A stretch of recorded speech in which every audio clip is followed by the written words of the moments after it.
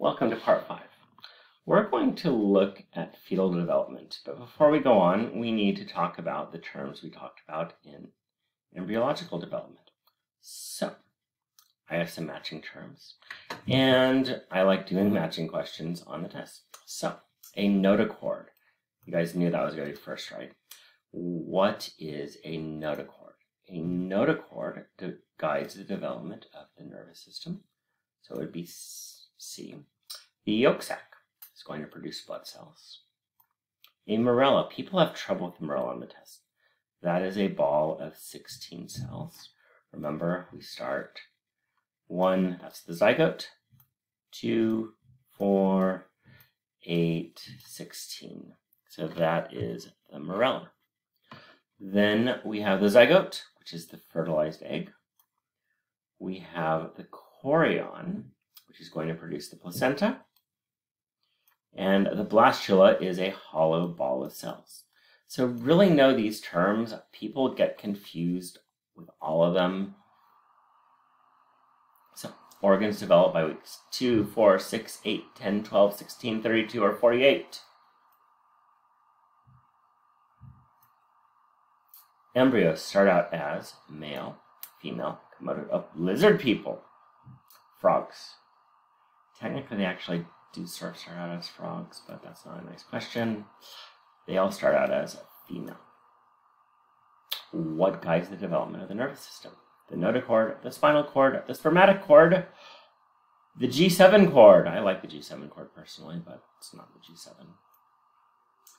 It's the notochord.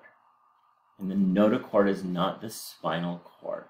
The notochord is going to be in the middle of the discs in the vertebrae. So here's the vertebral column. Remember vertebral discs? It's in the middle of those, or what's left of it. So we talked about the germinal period, where we go from our zygote to our blastula. We talked about our embryonic period. And again, in our embryonic period, we talked about the 3 germ layers. We have the ectoderm, which is going to make the skin. We have the endoderm, which is going to make the gut. And then all this in here is the mesoderm. Wow, that looks like a donut. Probably should not be doing this right before lunchtime. So the fetal period is 9 weeks to birth, usually around week 40. The baby is viable after week 36. It makes up the 2nd and 3rd trimesters. And you have maturation of organs and growth of tissues and organs. So all the organs are formed, but they're rudimentary organs. They aren't functional. Where in the fetal, instead of these 3 sacs being the forebrain, midbrain, and hindbrain, you have this really complicated brain we studied in chapter 13. So week 9 is the start. You actually are getting a small person. It looks like, oh, there's the eye. Oh, there's the gill slits. I told you we started out as frogs. There's the mouth. Oh, there's the limb buds. Oh, it's so cute. I did my embryonic project on salamanders for embryology, and I got to see the limb buds develop on my little salamanders. It was so cute. So the limb buds form. The head is disproportionately large. Remember how big our brain is? All organs are in place, but it still has a tail, and it has these pharyngeal gill arches. So all vertebrates came from the sea, so there were these gill slits. Now they become other structures. I will not test you on what they are. Some of them become your ossicles. I believe one of them becomes the arch of the aorta, if I remember correctly. But I'm not going to test you on what they become. So we get bigger and bigger and bigger. You could sign up for these apps going, my fetus this week is the size of a grain of rice. My fetus this week is the size of an orange. My fetus this week is the size of a grapefruit.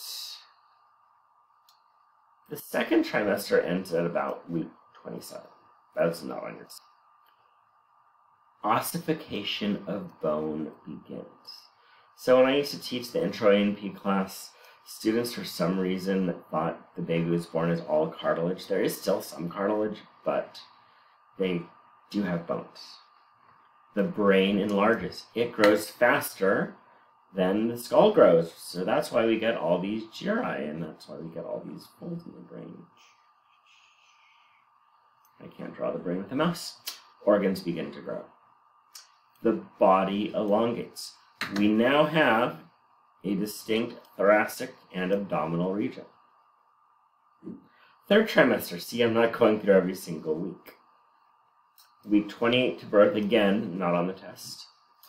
Organs finish to develop. Limbs start to ossify. The brain keeps growing. The lungs finish development. Remember surfactant? It's made by the type 2 alveolar cells. That actually stimulates birth. When the lungs start to make surfactant, that means the lungs can finally inflate. That means the baby is ready to survive outside of the womb. So what happens is surfactant is made, sends signals to the brain to make oxytocin, and the baby gets born. And the shock from going from this nice, warm, zero pressure system into the outside air basically opens up the lungs, and the first breath sort of rushes in. Fat accumulates. Babies are very wrinkly. Now their body is also storing iron. It's going to have to make 5 zillion new red blood cells after birth. And calcium. This could deplete mommy's supply. So I had a teacher in graduate school that was always talking about how women should take prenatal vitamins just because they're going to get these calcium and iron and vitamins A, E, C, D, B, and C, and K. How many trimesters are there? 3. Oops, 1, 2, or 3. 3. I hope you didn't fall asleep. What organ triggers birth? Circulatory, musculoskeletal, lymphatic, or respiratory? Respiratory.